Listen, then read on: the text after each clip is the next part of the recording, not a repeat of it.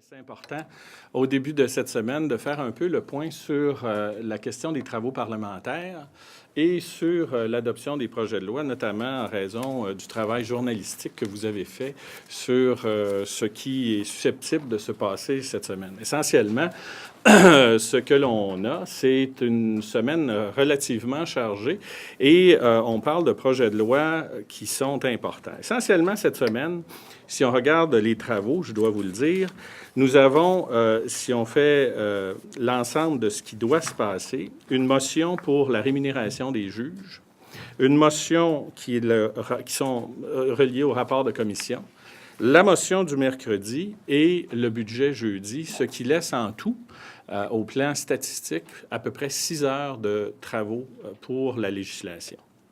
Alors, il est évident que dans ce contexte-là, le gouvernement doit prioriser les travaux.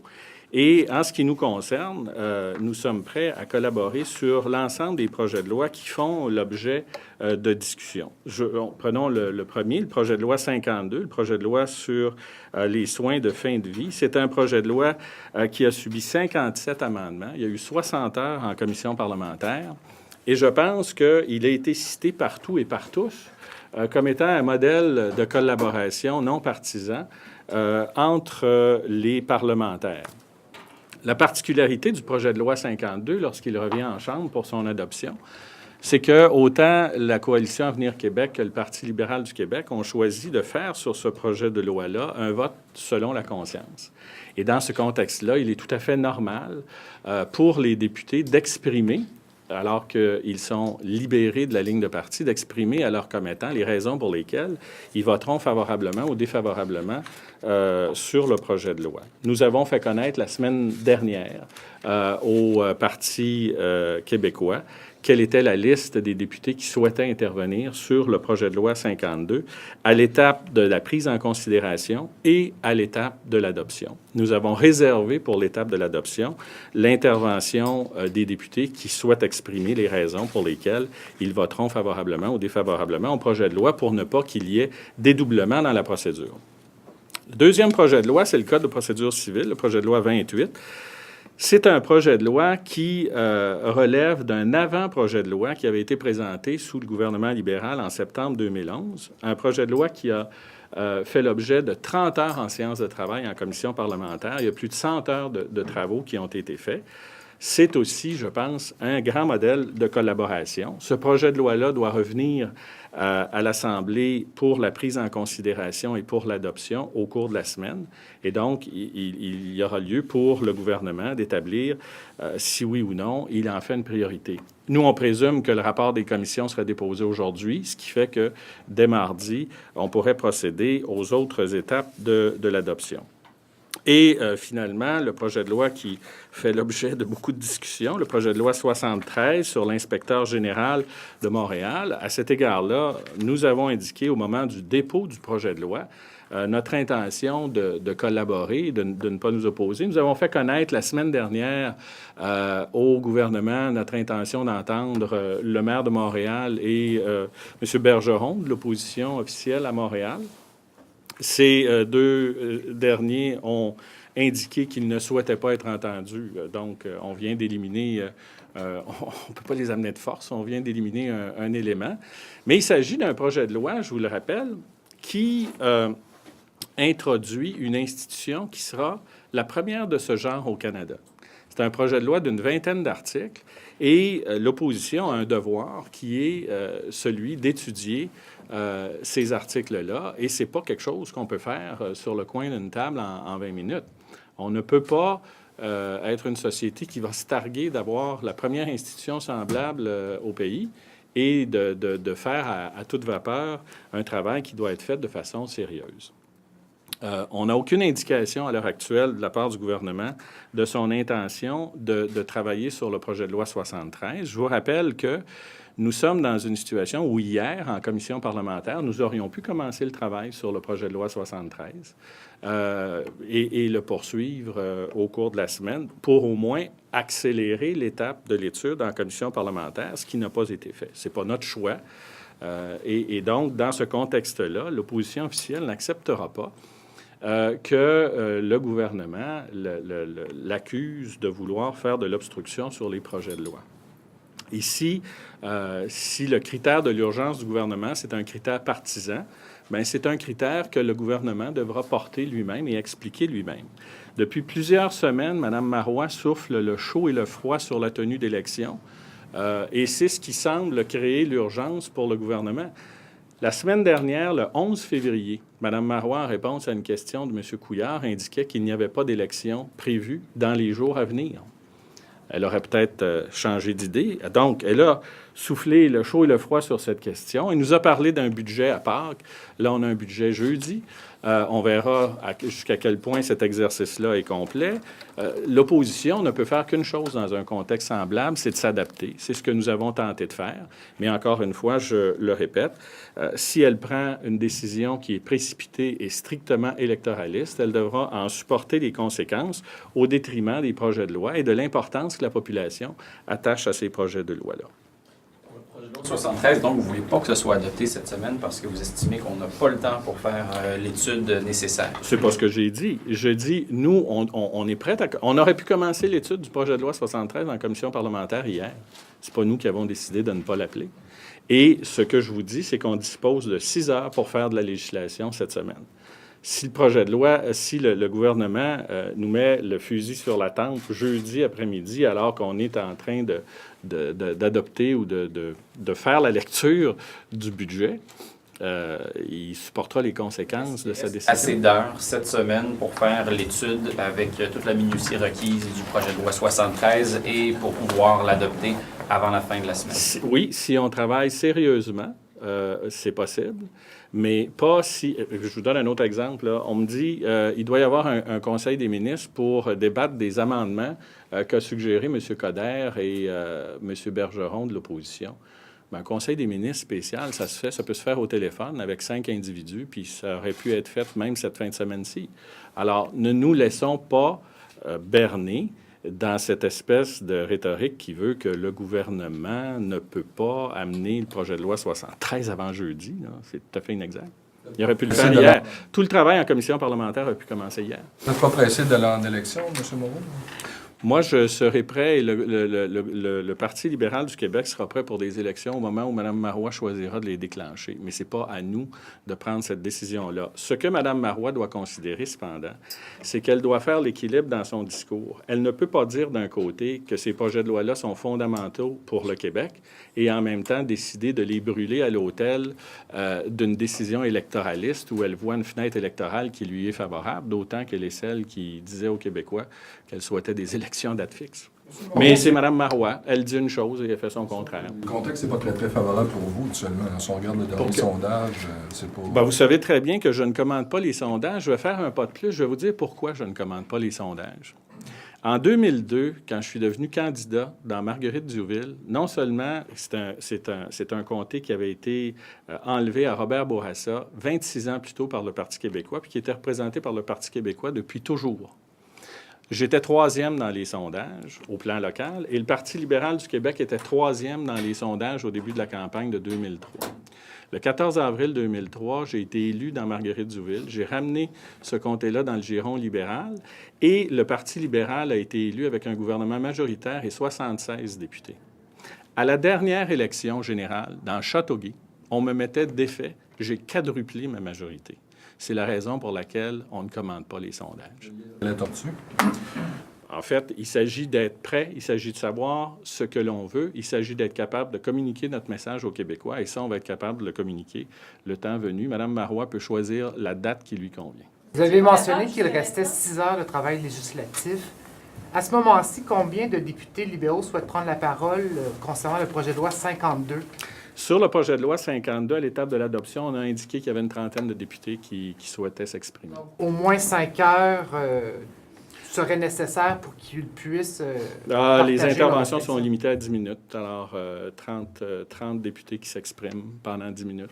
au maximum. Est-ce que vous allez leur demander d'être concis parce qu'il y a moyen d'expliquer sa position quand on ramasse bien ses idées en 2 minutes, ce qui permet d'accélérer le processus sans brimer les... On n'a pas tous votre talent si vous êtes en mesure d'exprimer ce... Il s'agit d'un projet de loi fondamental. Moi, je regardais encore ce matin des citations de Mme Yvon sur le projet de loi 52. Je vais vous en donner quelques-uns. D'abord, à la fin de la commission. Mme Yvon dit « C'est certain que c'est avec beaucoup de fierté et d'émotion que je prends la parole, surtout que c'est rarissime que tous les collègues s'expriment à la fin du processus d'études détaillées dans les remarques finales.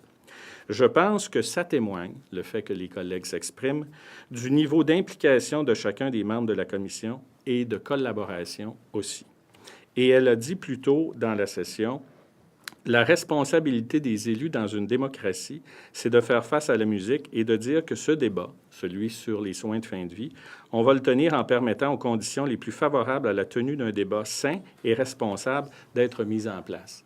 Un débat sain et responsable, ça n'obéit pas à un agenda électoral ou à l'opportunisme d'une première ministre qui décide de précipiter les choses. Chacun, donc, ici, Pardon? Pour faire court, 10 minutes. Pas nécessairement. C'est pas moi qui va dicter. C'est pas moi qui va dicter aux gens dans le cadre d'un vote. C'est la première fois, je pense, depuis que vous êtes journaliste et certainement depuis que moi je suis en politique, que vous allez assister à un vote sur l'adoption d'un projet de loi où les députés peuvent s'exprimer selon leur conscience. Moi, j'estime que ça mérite au moins l'explication des députés avant d'exprimer le vote. Et je vous dirais sur le projet de loi 52 que dans ma propre circonscription, moi, j'ai demandé aux gens de me tenir informé de leur intention parce que je souhaite que le vote que je vais faire reflète l'opinion de mes commettants. Et je dois vous dire qu'il y a beaucoup d'informations qui rentrent au bureau de circonscription sur ce projet de loi-là, et il y en a qui rentrent dans les deux sens. Alors, les gens souhaitent qu'on s'exprime. Il reste 6 heures de travaux, de temps pour adopter. Si vous aviez à prioriser un des projets de loi dont vous avez parlé, lequel... Celui qui me semble le plus facile, certainement, c'est le Code de procédure civile. Les travaux sont complétés en commission parlementaire.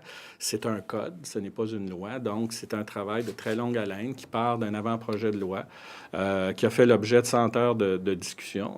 C'est 3 fois plus que le projet de loi 52. C'est une législation de fond. Si le gouvernement le ramène, ce n'est pas le genre de projet de loi sur lequel il peut y avoir de nombreux débats à l'étape de la prise en considération du rapport ou de son adoption. Le projet de loi 73, écoutez, il n'y a pas une seconde de fait dessus encore, puis on vient de perdre une journée de commission hier. Moi, je ne veux pas faire d'obstruction, mais encore une fois, je vous le dis, qu'est-ce qui motive l'urgence, là? Nous, là, on suspend le jeudi. Il y a 2 semaines de circonscription, puis la session continue après, là, normalement. Et nous, on doit jouer un peu comme le gardien de but ou le défenseur au hockey qui regarde venir l'attaquant puis qui dit, bon, mais il s'en va-tu à gauche ou à droite? On essaie de s'adapter, c'est ce que je dis. Mais cet agenda-là et la justification de faire mourir au feuilleton les projets de loi que le gouvernement lui-même dit trouver importants, bien, il faut qu'on en fasse l'équilibre. Et c'est Mme Marois qui va devoir supporter les conséquences. Exactement votre travail, idéalement, il faudrait revenir en chambre après la relâche parlementaire pour terminer d'adopter ces projets de loi-là importants. Bien, calculer 6 heures de travail. Vous savez comment on travaille ici. Calculer 6 heures de travail, puis là, vous mettez, là, sans compter les autres projets de loi, là, il y en a d'autres projets de loi qui ont été déposés et sur lesquels on n'a pas travaillé. Mais calculez 6 heures de travail, puis demandez-vous si on peut passer un projet de loi de 20 quelques articles qui n'a pas eu encore 30 secondes de travail d'effectuer dessus, alors qu'il y a une journée de passé. Un projet de loi où les députés souhaitent s'exprimer, puis un projet de loi qui est, je dirais, plus ficelé, là, dans le sens où il a fait l'objet de travaux encore plus importants en amont. Donc, vous seriez prêt à reporter le débat sur le budget qui est habituellement prioritaire? Non, le Mais débat au sur le retour, budget... si vous revenez en Chambre le 11 mars, Oui. vous souhaiteriez Non, compléter... on veut pas court-circuiter le processus normal d'adoption du budget si on revient en Chambre le 11 mars. Si elle choisit de faire un dépôt sur le budget, le travail sur le budget est un travail qui est prioritaire dans la procédure parlementaire et on va devoir y procéder. Mais ce qu'on comprend, M. Moreau, là, c'est que d'ici le 20, là, d'ici jeudi, il n'y a pas vraiment de chance que mourir dans la dignité passe, que le projet de loi 73 passe, peut-être le Code de procédure civile. Est-ce que c'est ça qu'on comprend? Le 73 peut passer, je l'exprimais tantôt, si on trousse nos manches puis on travaille fort. Mais je peux pas faire plus que... Je peux pas mettre 12 heures dans 6, là, c'est pas... Et ce que vous devez comprendre également, c'est que si il y avait prorogation de l'Assemblée à la fin de cette semaine, la responsabilité de la suite des choses pour les projets de loi incombe parfaitement et totalement et uniquement au gouvernement. Nous, on est là pour travailler. You say that these bills risk dying on the order paper, but can't the next government simply recall which bills? Absolutely, absolutely. It would be possible. It is a possibility. For instance, let's say the Code of Civil Procedure. It's something that have been tabled for a very long time. There's more than 100 hours in commission, so it would be possible because it's a non-partisan issue, and it would be possible. The last revision of the Code of Civil Procedure date from 1965. So it's a non-political issue, and it would be possible for the next government to bring back the bill where it was and to adopt the law. It's the same thing with Bill 52, and it's the same thing with Bill 73. The problem is that today, we are discussing urgency on the basis of what Madame Marois thinks of the date of the election. So she will have to decide whether or not those bills are serious enough to be adopted during this session, or if she will have a partisan view of the thing and declare an election. And if she do so, we will be ready and we will win the election. Does the Parti Québécois need a reason for going to election? Well, obviously she's looking for one. At the last session, she said, well, this position is blocking our laws. Just name me one. Bill 14 have been blocked because we were against the principle of the Charter of the French language, but we were opposed basically on political reason. And we are living in a situation where we have a minority government, and a minority government have to compose with what the opposition think. They tried to pass the Bill 14 dealing with the CAQ, but this deal failed. So the problem is that she's facing the idea of what a minority government is all about. But we did not block any other bill, and we are not blocking the bill we are discussing this morning. We are working for more than 100 hours on the Code of Civil Procedure. We worked more than 60 hours on Bill 52. So far, we didn't work 1 minute on Bill 73, which is the one providing the general inspector for the City of Montreal. For 52 and 28, they've been years in the making, these bills. So what difference does it make if they're adopted, let's say, next session? I don't think that there would be any difference. And basically, that's why I don't understand Madame Marois or the government pretension that we are blocking those bills. We're not blocking those bills at all. On Bill 52, for instance, there will be a vote according to the conscience of the member. It is therefore normal for them to expose the reason why they will vote for or against the bill.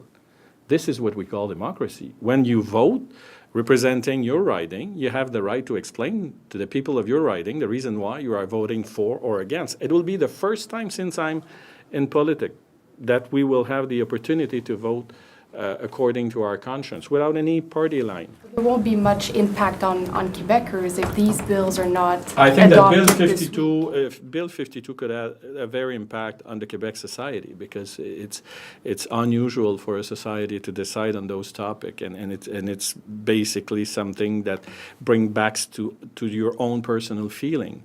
I don't think that the reform of the civil procedure. I'm a lawyer myself. I've been practicing with the last revision of the Code of Civil Procedure since 1965. I've been appointed to the bar in 1981, and we survived till 2014. And I don't think that there's a big difference between this code being adopted now or being adopted next spring or next fall. It won't change one thing.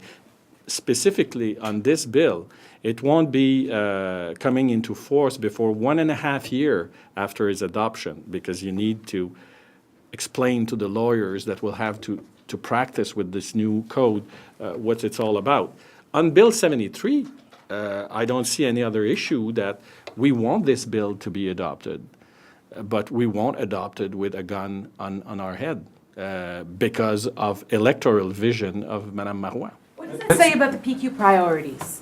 If we go to election. Well, it says that it's always the same say concerning the PQ. They say one thing and do other things. They say that Bill 52 is very important and they are ready to make it die because they think that there's an electoral possibility for them.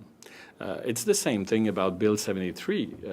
They are saying loud and clear that it's very important for Montreal. What is most important, to adopt Bill 73 or to call an election? She will have to answer the question, and I'm certain that you will ask that question to Madame Marois. How long do you think you would need after the break to deal with these laws properly? A few weeks, or how do you see that happening? I would say, for instance, if we had one more week after the break, it would be more than sufficient concerning probably the 3 bills that we're discussing this morning. If you had to gauge likelihood, how likely would you say it is that these 3 bills are actually going to be adopted this week? Well, since we only have 6 hours of legislation this week, it's very unlikely that the 3 of them be adopted this week. But it's not our choice. Should the PQ respect the fixed election date law? Well, I'm sure that they won't, and it once again underlined what I just said a few minutes ago.